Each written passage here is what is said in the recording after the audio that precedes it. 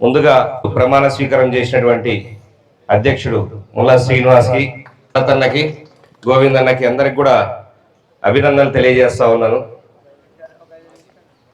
Srinu first పార్టీలో చేరినప్పుడు ఓలంపల్లిలో TDP చాలా మైనస్లో ఉంది. పార్టీ కోసం అహర్నిశలు, ఎందుకనంటే అంత ఈజీ కాదు. అటుపక్క పెద్ద పెద్ద నాయకులు ఉన్నారు, నువ్వు ఒక్కరిని ఎట్లా పోతావు అని చెప్పి భయంకరమైన ఒత్తిడి పెట్టినారు చాలాసార్లు. అటువంటి ఒత్తిడిని కూడా తట్టుకొని రోజు అందరికీ పలుకుతా పని చేస్తా, ఆ పనితోనే అభిమానం సంపాదించుకొని జనాల్ని కూడగట్టుకుంటా మెల్లమెల్లగా పైకి ఎదుగుతా వచ్చాడు. అన్ని రకాలుగా అతన్ని అంచివేసిన పార్టీకి నమ్మకంగా గట్టిగా పనిచేశాడు. అది నాన్నగారికి బాగా తెలుసు కాబట్టి ఆయనకు ఈరోజు ఈ పదవి ఇవ్వడం జరిగింది. అంటే కష్టపడి పనిచేసేదానికి మనకి ఏ రోజైనా ఒక రోజు లేట్ అయినా ఖచ్చితంగా గుర్తింపు ఉంటుంది అని చెప్పి తెలియజేయడానికి ఇది ఒక నిదర్శనం. ఇట్లే భరత్ అన్న కూడా ఇప్పుడు కూడా పార్టీని నమ్ముకొని ఉన్నాడు కాబట్టి వాళ్ళందరికీ గోవిందన్న కూడా పార్టీలో ఈసారి కష్టపడ్డాడు బాగా అని చెప్పేసి పార్టీ పదవులు ఇవ్వడం జరిగింది. ఇవన్నీ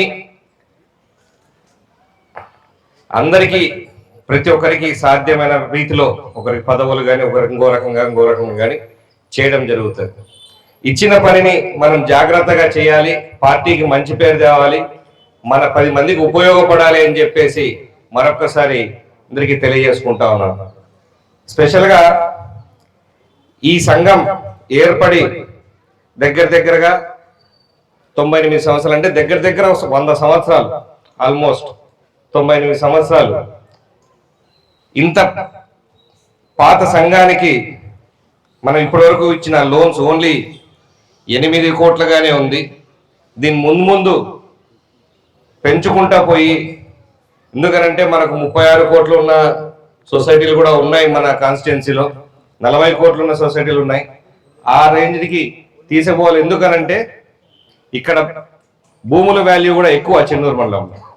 దీన్ని బేస్ చేసుకొని మేము కూడా ఏం చేయ ఒక్కడి నుంచి మనం తీసుకురావాలి, మాకు డీసీఓ గారు చెప్పడానికి అనుగుణంగా దీన్ని పెంచాలి, ఎక్కువ మందికి ఇది ఉపయోగపడాలి సంఘము అన్నట్లుగా తయారు చేయాలని చెప్పేసి మన అధ్యక్షుని కోరుకుంటా ఉన్నాను. అలాగే రుణాలు తీసుకున్న వాళ్ళు కూడా వాళ్ళ పని అయిపోతున్నాయి, సకాలంలో అవి చెల్లిస్తే మిగతా రైతులకు ఉపయోగకరంగా ఉంటుంది. ఉంది కదా తక్కువ రేటు ఉంటే ఉన్ని లేని మనం పక్కన వడ్డీలు తిప్పుకుంటా పోతుకుంటా అట్లా చేసుకోకోకుండా టైంకి మన పని అయిపోతానే కడితే ఇంకా 10 మందికి ఉపయోగపడేటట్టుగా ఉండాలని చెప్పేసి నేను మీ అందరినీ కూడా రైతులందరినీ కూడా కోరుకుంటా ఉన్నాను.